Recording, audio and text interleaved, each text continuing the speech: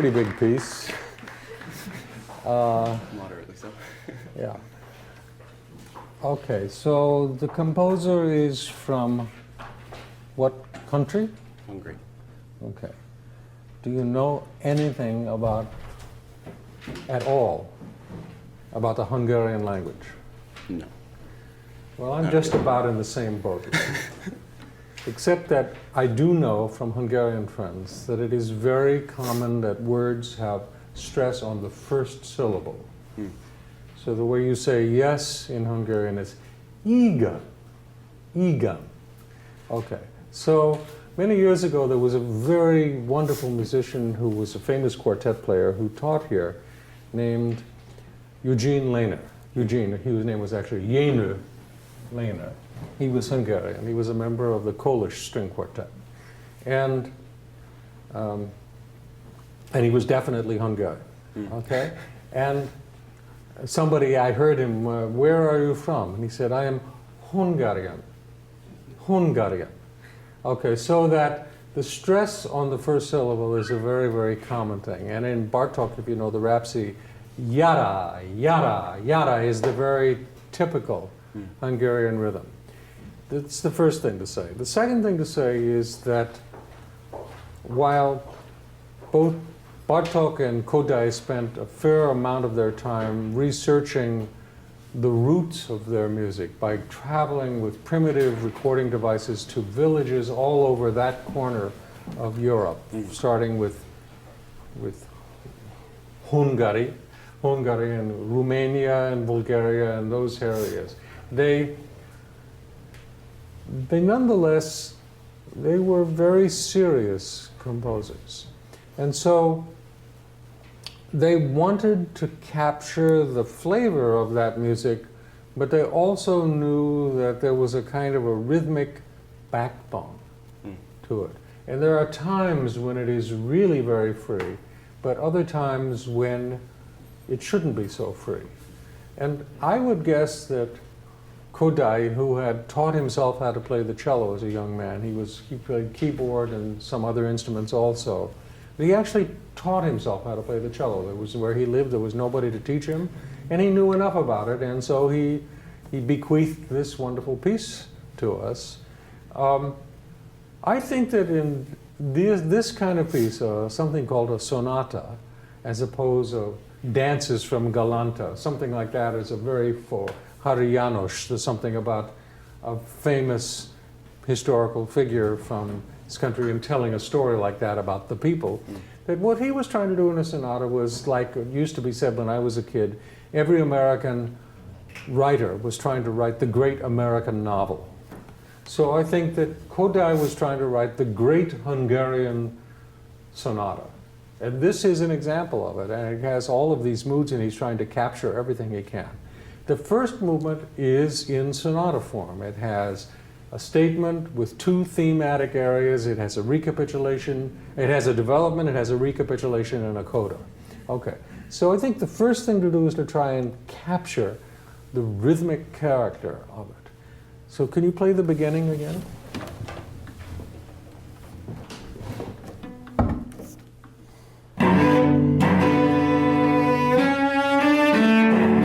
So you see, this is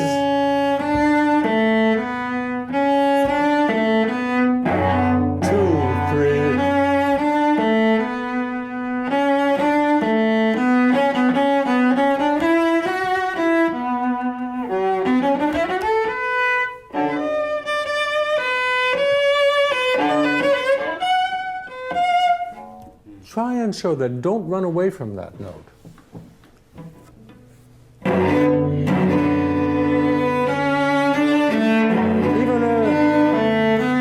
Just those three notes. That's right.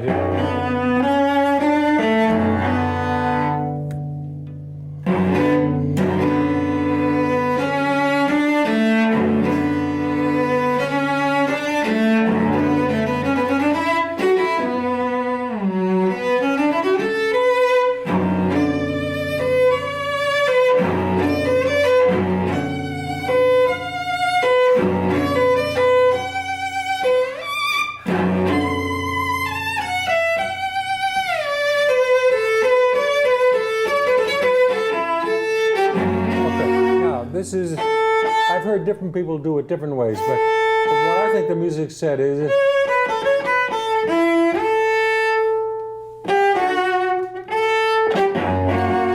there is a slur with a line underneath the G, and I think that means that it is in the same bow stroke, but it's a different gesture.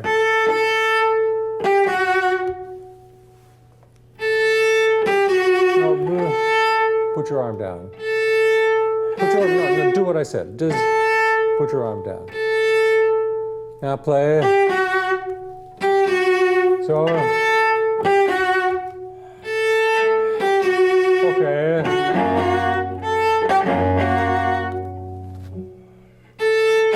No.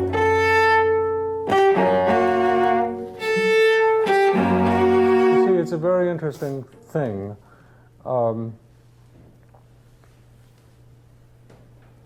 NEC is a school that has a very vibrant, wonderful jazz department. Do you have any friends who are in the jazz department here? Okay.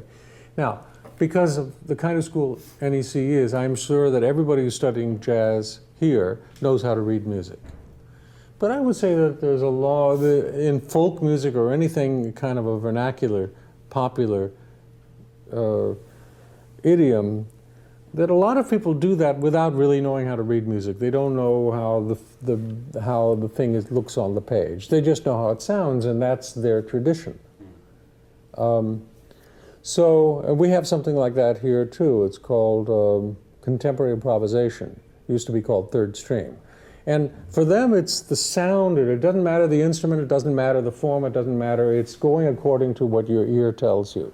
So when you see a dotted rhythm, what we yam, param, when you look at it on the page, because of the way we keep track of time, it's yam, param, param, pa, so that it sounds like the first note of the pair is the long note. But if you ask somebody who doesn't read music to say which it is, they're going to say da-da, da-da, da-da, da-da, not da-da, da-da, da-da. That sounds weird. So when you see in the same bow stroke and in the same beat, it's very easy to think that they really belong together. But actually, the G belongs to the next beat. Okay. That's where this comes from. And by the way, I was in Los Angeles last March for the big Pierogorski Festival. It was there, and a great Hungarian cellist, Perényi Miklós, played this piece really, really well. And he played it.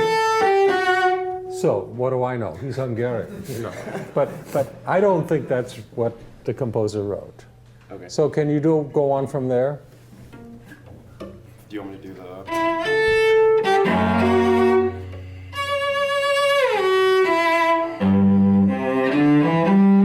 How about playing it in rhythm?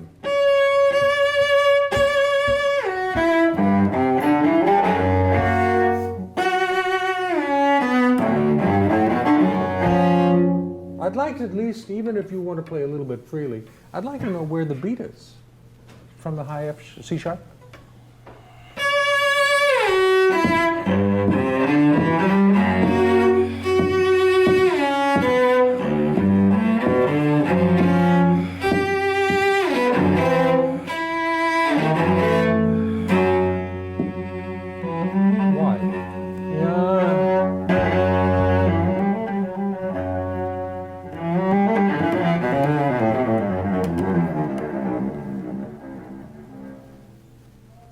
Just exactly what it says. Don't improve on it. You know? Just the rhythm exactly what it says. Well,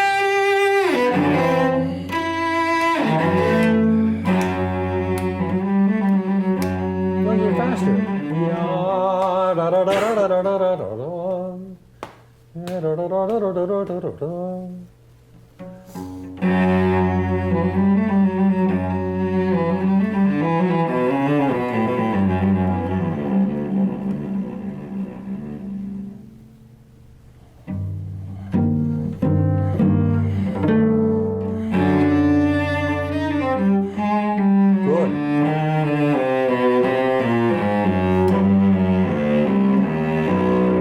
Being brave in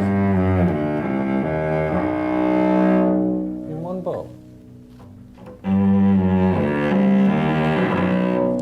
save it.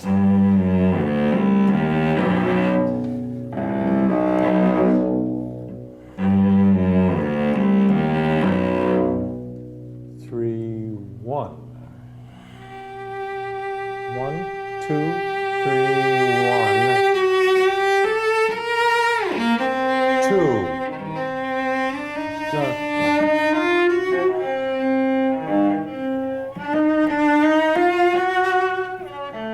Even though it is a dotted rhythm that fits with the other one, it belongs to the next note in a certain way.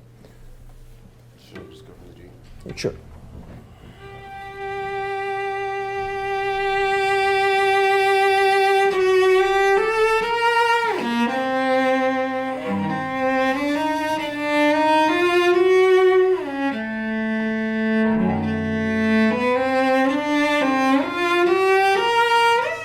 Two, three, 1, 2. 1, 2. No. Do what it says. Look, you see, I know that I like a lot of freedom in this piece in certain places. But I also know that if I don't start by acknowledging where things are on the page, the freedom that I produce is going to be chaos. There was a very great 20th century, extremely famous opera singer named Maria Callas. You've heard her name, okay? And a long time ago here, I had a terrific student from California, Emil Milland, who loved opera and loved Callas. And he spent most of his career playing in the opera orchestra of San Francisco. And he really loves the voice, and he paid a lot of attention to Callas, a great diva. And somewhere she was famous for doing master classes and interviews and this and that, and he picked up something, I guess it's true, he told me it was true, and I have no reason not to believe him, that she was asked, how do you learn a new role? And by the way, Maria Callas was famous for being one of the most incredibly compelling dramatic performers on the operatic stage. It was just like you couldn't escape from this magnetic personality. And her answer to how do you learn a new role was very surprising. She said, I start by straitjacketing the role. For those who don't know what a straitjacket is, it's the article of clothing that's put in mental institutions for somebody so that they cannot move and damage and hurt them, either themselves or somebody else, okay? Their arms, they can't flail around, okay. She said, I straitjacket the role. And then she enlarged upon it, and she said, I learn every note the way the composer wrote it, and every marking, whether a staccato or legato or dynamic, I learn it until it's in me and I know it. And only then do I begin to build out from it and to build my interpretation of it. I think that's wonderful advice. And I'm not telling you to play like a metronome. I'm saying there are places where you just have to be a little bit more careful to know what this man who was writing the great Hungarian sonata, it was not free, it was not rhapsody, not even called a rhapsody. And that's another thing. I mean, if you look at the Shlomo Rhapsody, which is very free, but if you will have to say, I really like this composer and I'm therefore going to respect what he wrote, that you have to guess that he's going to write down on the page the way he wants it to sound as best he can. And from that you work your way out. And you have to do the exact rhythm that's there. And then if it's not adequate, somehow, we're artists, we're musicians, we make decisions, we're not bookkeepers. So that's the first main thing that I have to say to you. Now the next thing has to do with, we're gonna share the music just a little bit. Bowings. It's very confusing in some places knowing when you have a long line here where to play down bow and up bow, and you know that if you do exactly the way he wrote it, things don't work out sometimes very well. I spent a lot of time preparing for my concert yesterday in this piece of really very precisely figuring out which bowings I needed where. And I figured out that when you play after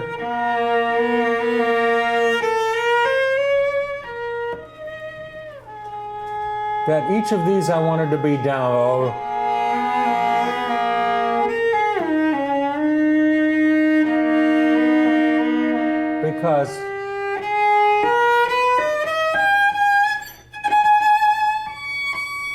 Because I want this to be down low.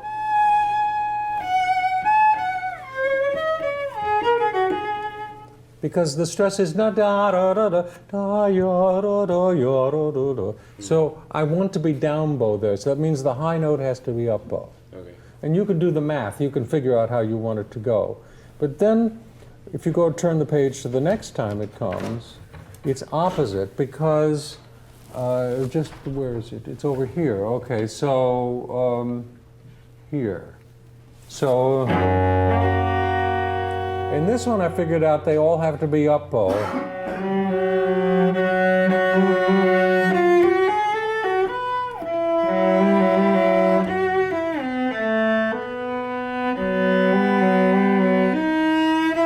Because there's more going. Now, I ended up bow, which is what I need. See? So that kind of stuff we do in the studio when we're practicing, when we're working. We don't, you know, hang a banner on the stage and say, here I've decided to play an up bow because that works out so I can get a down bow there. That's what my teacher used to call, we're in the kitchen. You know, we're preparing a wonderful meal. And if it is a good meal, you go to a restaurant. You don't get a plate of food going, oh, I see he used, you know, a 1/16 of a teaspoon of oregano and 3 dashes of salt and a bit of cayenne. You just say, wow, that really tastes good. And the thing about it is that if it's a restaurant, which is like us, we're professionals too, tomorrow if you come back and have the same meal, it should taste the same way, more or less. You understand that each day it'll be a little bit different, but if it's wildly off, that means he's not professional.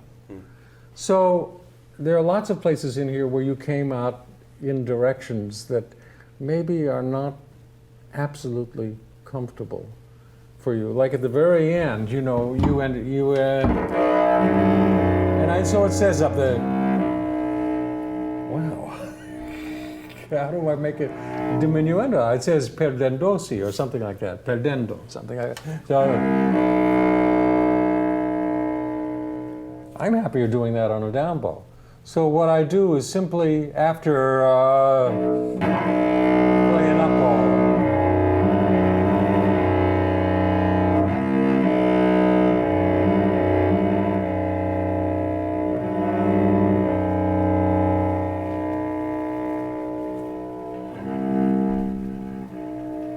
can you play from there and play from a right, just get to here. Now an up bow. And stay big. Down bow, keep the bow. Up bow. And change to a down bow. And boom, boom. Okay, you see, you don't have to do exactly that. I'm just saying to you this, it's up to you to find solutions. And you've tried to find some somewhere, but I felt that particularly at the very end. Okay. You were uncomfortable. Yeah. Okay, fine. So let's turn this around now and say, what questions do you have? This is not an easy piece, so how can I help you? Well, there's some times where I get kind of confused as to where a phrase goes. Well, like this section, and the same thing when it happens the first time. So I'm kind of thinking of these in relation to each other, and then these runs as something in relation to. It's like more. It's like passion, and then I don't know, tenderness or something for the like. Well, the these waves. ones, when you have it's very mournful. I've seen people.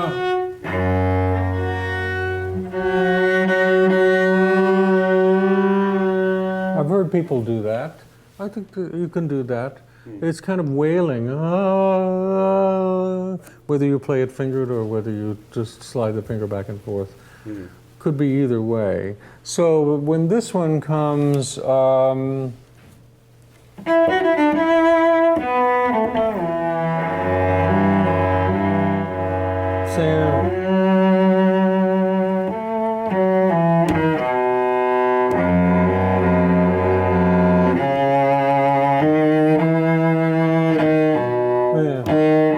that's that very Hungarian rhythm.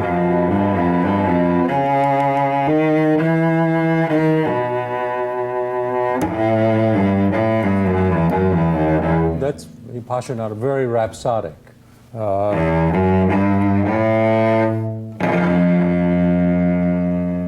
That's where it's going. Okay, and then the sound that happens next, written Ponticello. Yeah. I want to share with you a trick that I learned a long time ago from a very great string quartet player, Robert Mann of the Juilliard Quartet. And he showed me how he did it once. To play Ponticello, you don't play your bow this way, you turn the bow with the hair to the opposite side. And it doesn't leave the bridge.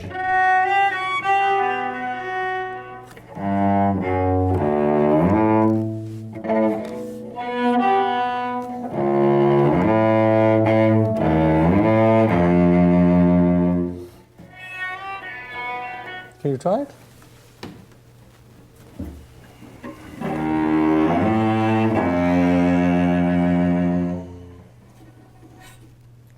Very unnatural. It's very, very hard for the bow to move away from the bridge if you do that. It's a very useful little trick. I have more to owe him, more I owe him for than just that, but as his influence. But that's a handy little thing. Okay, what else would I like to tell you? Yeah, I have a whole different set of bowings in this development thing because I think that some of them are impractical. After I'd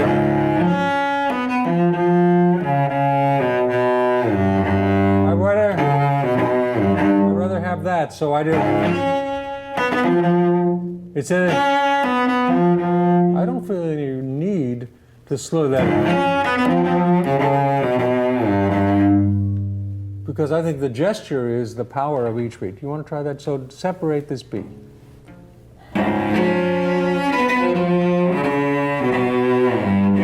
Okay, and then again, the relationship with the dotted rhythm.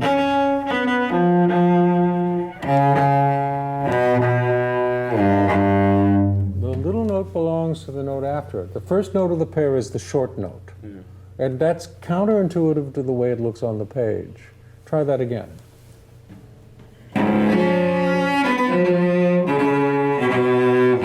But they are legato.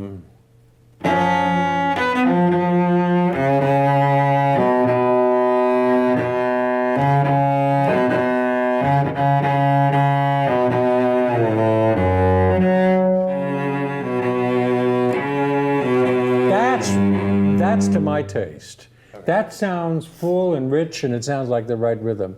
And you were just kind of snapping them a little bit. You were da-da, da-da, da-da is the rhythm.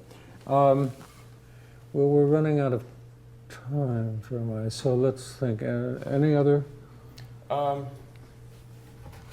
a piece that just takes a lot of time. You have to live with it a long time. You know. Have you played it before? Is it new for you? Mm-hmm. It's new. It's new, yeah, well, welcome to the club. Yeah, this is a piece that has lots and lots of challenges. Did you see, I was yelling at you there about holding these full value, and I think that so, as you work your way through it, think of Maria Callas, straitjacket it, really learn exactly what the page says in every possible way, and don't think that it is because it is this great rhapsodic kind of piece that there is no rhythmic structure. And remember, it's not Hungarian, it's Hungarian. Okay? Okay. Thanks very much.